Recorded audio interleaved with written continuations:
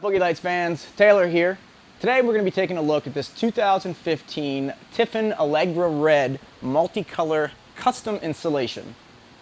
This is a 40-foot diesel pusher with a total of 36 feet of Boogey lights on the underglow system. We also installed a 10-foot awning light on the slide out for this installation. So if you follow me, we're going to go ahead and start here in the middle. For the underglow, we have a total of 14 feet of Boogey lights between the axles. All of this is mounted to an aluminum flat stock channel that I will show you here briefly. If we move to the rear, there's a total of 8 feet of Boogey lights on both sides behind the tag axle. That is actually broken down into 4 separate strips and also mounted to that aluminum flat stock channel. Now if we take a look here at the awning light, this is a 10-foot awning light, and so what we did with this is this customer has probably about I'd say maybe a 15-foot awning, and then smack dab in the middle of that he's got about a 10-foot slide out. We like to think it looks a lot better if you mount it to the actual slide out itself, because if you were to put it to the awning and then once you have your slide out, which is, you know, every time you're parked, it will block most of that light if it's attached up there at the top. So we went ahead and mounted it to the outside of the awning light here, and people think it's tricky, but it's actually very simple. You just run the wire around the back side here, and then we use some wire tie mounts to run it down the side of the slide out behind the back there. And then you drill a small hole right there, and that was where we ran our power into. And for this setup, it was actually an outdoor TV that they had. So what we did is we just removed the screws here. We actually pulled the TV completely off, unhooked the wiring, everything, and then once we drilled that hole, you can actually reach your hand in there and pull that wire right on through. And the nice thing about it being behind a TV is, of course, there's a 110 outlet. So we used our 5-amp converter, plugged it in, and then connected our Plus Series remote control to that. And it's also a multicolor controller. It gives you all the different functions and settings and dimming and all that cool stuff. And one of the neat thing about these lights are once you turn them off, they always turn back on to bright white. So if you just get to the campground or you're coming back on the golf cart or whatever and you turn on your lights, the first thing you're going to get is that nice, bright, functional white light. Next, we will move to the front of the rig here. So this time around, we did something a little special with the front. Usually, we will break down these strips and we'll mount them to anywhere that we could find accessible. Usually between 2 to 4 strips is what we will mount underneath there. But this is our first time doing a Tiffin, and we had some difficulty finding some spaces underneath to mount those lights. So what we decided to do, what we came up with here, is to make we used our aluminum angle stock, and we actually ran it across the front. It's about a 6.5-foot piece, and then screwed that right up into the bottom of the generator mount. So we're going to take a closer look at that. But first, this is that aluminum flat stock channel that I was telling you guys about. We use this on almost every one of our installations. It makes the installation so easy. A lot of times we see customers taking the entire 16-foot roll and just kind of smacking it up there. And what happens there is between the jumps and the spaces that they put those lights end up failing because there's no support underneath them. They take, you know, they're mounted to rust, whatever. So this makes it just really easy to install. It comes in a 12-foot section.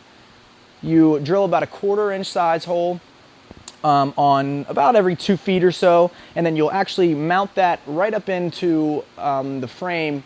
Anywhere that you can find some metal to mount it in, we usually use about a 3/4-inch self-tapping screw to mount that up in there. And then you'll use that just like you do with all the other Boogey lights. You'll wipe the surface with alcohol, and you'll use your promoter, and you'll stick your lights straight to that. It gives you a nice even surface to mount the lights to after that. But as I was saying with the front here, so we did something kind of special. This is the angle iron that I was talking about. It's just a 90-degree aluminum angle piece, lightweight. So what we did for the generator mount is we mounted this up to the bottom of the generator mount, screwed it in place, and then we screwed another piece on the front just like that. So then we had a nice even surface to mount the lights to underneath. So that was able to run the entire span of the front. So here, we'll take a look at that now. You can see there on the left side, You can kind of see the 90-degree piece that I was talking about, and then we used another one, kind of made a Z there, and then just used some 1/2-inch screws to mount the two together. But as I said, we'll go down underneath in the Boogey pit and take a closer look at everything, give you guys a nice detailed video today. Every one of these strips that you see here does have their own power lead, so everything has to run to wherever your controller or your battery is. For this one, the battery was actually in the front, which is typical for most of our installations.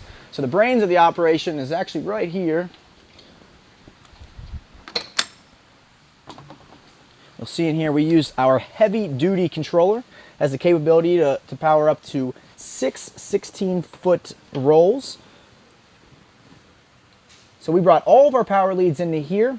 For the rear 4 strips, what we did is we actually ran an umbilical cord, just a single 18-gauge 4-conductor wire all the way to the rear, and then we just ran those 4 and connected them back there in the rear. So instead of running 4 strips all the way to the front, we just ran 1 wire back and connected them all back there.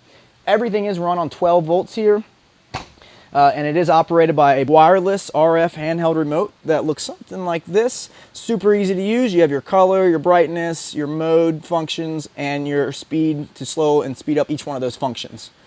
And it's also operated by our Bluetooth app. So now we'll go ahead and go down underneath and we'll take a look. If you look over here, we used, you can see that aluminum channel that's running across there. Hopefully you can see that aluminum channel. And for this one, for this Tiffin, we couldn't find an outside spot that had room for this, so we actually had to run straight across the bays here and just use the metal that we found in between there.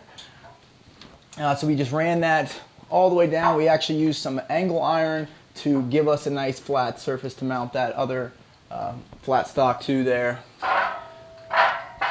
And then, as I was saying earlier, we have an umbilical cord that runs all the way back here. And the cool thing about this one is that the chassis was actually hollow. So we were able to run that cable all the way down through here using a fish wire. And then if you look here, we have where all of our connections, our wire will come out at. That's actually the 1 cable running all the way to the front, and then the 4 strips for the back connect to that.